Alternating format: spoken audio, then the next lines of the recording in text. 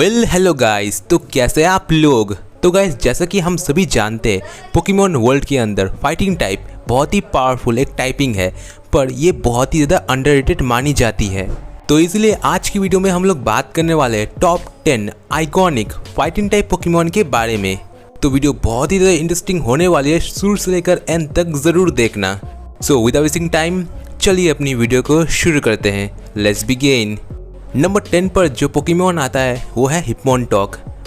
हिप्मोनटॉक टायरोक का evolution form है। अगर बात करें कि टायरोक कैसे हिप्मोनटॉक में इवॉल्व होता है, तो अगर हिप्मोनटॉक का अटैक और डिफेंस दोनों बिल्कुल ही सेम है, दोनों बिल्कुल बराबर है, तो वो हिप्मोनटॉक में इवॉल्व हो जाएगा। ये पोकेमॉन हमें पहली बार जनरेशन 2 में देखने को मिला था। नो डाउट ये पोकेमॉन एक ऐसा पोकेमॉन है जिससे कि एक तरह से हर तरह का मार्शल आर्ट, कराटे, कुंफू सब कुछ आता है। इस पोकेमॉन के जो किक है इनमें बहुत ज़्यादा पावर होता है, स्पेशली इसका जो ट्रिपल किक अटैक है वो बहुत ही ज़्यादा पावरफुल है। और पूरे पोकेमॉन की सीरीज़ में हमें बहुत ही कम ही हिप्मोनटॉक देखने को मिले हैं, तो यस, ये एक बहुत ही आइकॉनिक पोकेमॉन है। नंबर 9 हिप्मोनली। हिप्मोनली भी टायरोक का एक एवोल्यूशन फॉर्म है। अगर देखा जाए तो अगर टायरोक का अटैक उसके डिफेंस से ज़्यादा हुआ तो हिप्मोनली में इवॉल्व हो जाएगा। हिप्मोनली अपने पावरफुल किक्स की वजह से जाना जाता है और एक तरह से इसे किक का बादशाह भी कहा जाता है। हर एक किक मूव जैसे कि bless kick, high jump kick, इसमें ये बहुत ज़्यादा एक्सपर्ट है और इसके जो किक वाले मूव्स है वो भी बहुत ही ज़्यादा पावरफुल होते हैं। एज़ कम्पेयर टू हिप्मोनचैन, हमें हिप्मोनली पोकेमॉन एनिमे के अंदर कई बार देखने को मिल चुका है। और नो डाउट कि हिप्मोनली एक बहुत ही आइकॉनिक और एक बहुत ही पावरफुल फाइटिंग टाइप का पोकेमॉन है। नंबर 8 हिप्मोनचैन। अगर बात करें इसकी, तो हिप्मोनचैन भी टायरोक का एक एवोल्यूशन फॉर्म है। एवोल्यूशन की बात करें तो अगर यहाँ पर टायरोक का डिफेंस उसके अटैक से ज़्यादा हुआ तो वो हिप्मोनचैन में इवॉल्व हो जाएगा।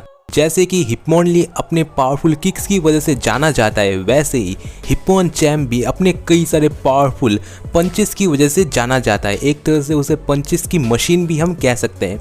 इसकी पंचेस में इतनी पावर है कि ये चाहे तो एक पूरी चट्टान तक को अपने एक पंच से तोड़ सकता है। यहाँ पर हिप्मोनचैन को एक तरह से पोकेमॉन एनिमे के अंदर एक बॉक्सर की तरह दिखाया गया है और ये एक बहुत ही फेमस बॉक्सर के ऊपर इंस्पायर होके हिप्मोनचैन को बनाया गया है। और नो डाउट कि हिप्मोनचैन भी एक बहुत ही पावरफुल पोकेमॉन है, पर हमेशा से हिप्मोनचैन और हिप्मोनली में ये कंपेयर हुआ है कि दोनों में से ज़्यादा पावरफुल कौन है। अगर देखा जाए तो मेरे ख्याल से यहाँ पर हिप्मोनली ज़्यादा पावरफुल है कंपेयर टू हिप्मोनचैन। नंबर 7 ब्लेजिकेन। ब्लेजिकेन हमें पहली बार होएन रीजन के अंदर देखने को मिला था, जहाँ पर इसने चारेज़ार्ड को हरा दिया, जो कि एक बहुत ही बड़ी बात है। देखा जाए तो यहाँ पर ब्लेजिकेन एक फायर और फाइटिंग टाइप का पोकेमॉन है और इसका जो सेकेंडरी टाइप है वो है फाइटिंग टाइप। और अगर देखा जाए तो फाइटिंग टाइप की बात हो तो नो डाउट यहाँ पर ब्लेजिकेन का नाम ज़रूर से आएगा। ये एक बहुत ही पावरफुल फाइटिंग टाइप है और एक बहुत ही यूनिक है, बिकॉज फायर और फाइटिंग टाइप के जो पोकेमॉन है वो दोनों कॉम्बिनेशन में मिलना बहुत ही मुश्किल है, एक बहुत ही रेयर है। और यहाँ पर बात हो रही है ब्लेजिकेन की, जो कि अपने फाइटिंग टाइप अटैक्स और अपने पावरफुल मूव्स की वजह से ही जाना जाता है। सो नो डाउट कि ब्लेजिकेन को तो इस लिस्ट में आना ही था। नंबर 6 बज़होल एक बग टाइप और फाइटिंग टाइप का पोकेमॉन है जिसका सेकेंडरी टाइप है फाइटिंग टाइप।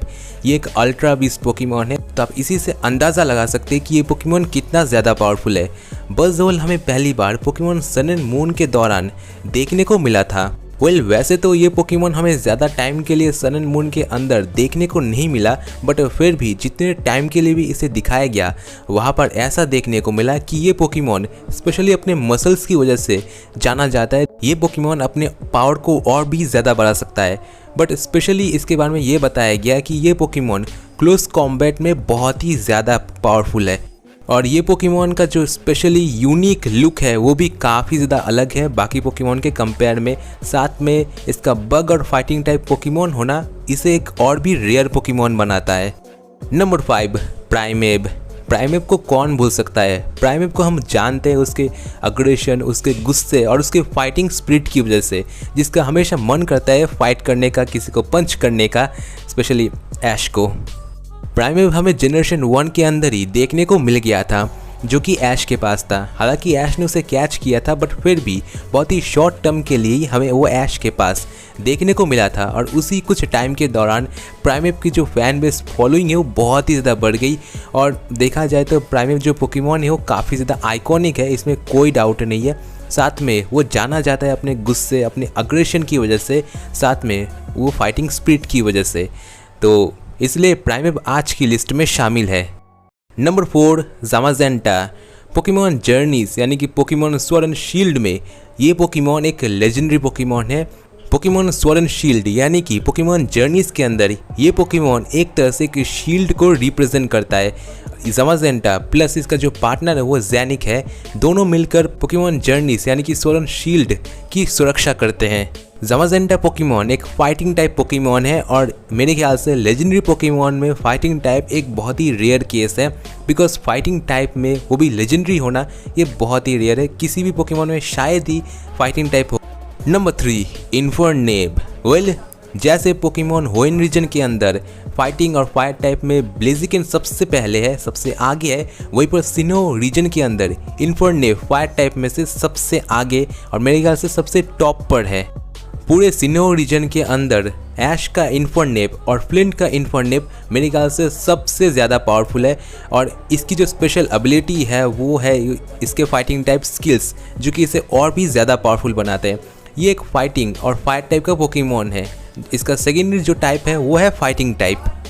फायर टाइप के हिसाब से वैसे तो ये बहुत ही ज़्यादा पावरफुल है, पर फाइटिंग टाइप के हिसाब से भी ये कुछ कम नहीं है, ये बहुत ही ज़्यादा पावरफुल है। बट अगर फाइटिंग टाइप की बात की जाए तो नो डाउट उसमें भी इन्फर्नेब पूरे सिनो रीजन में मेरे ख्याल से टॉप में ज़रूर आएगा। नंबर 2 मचैम।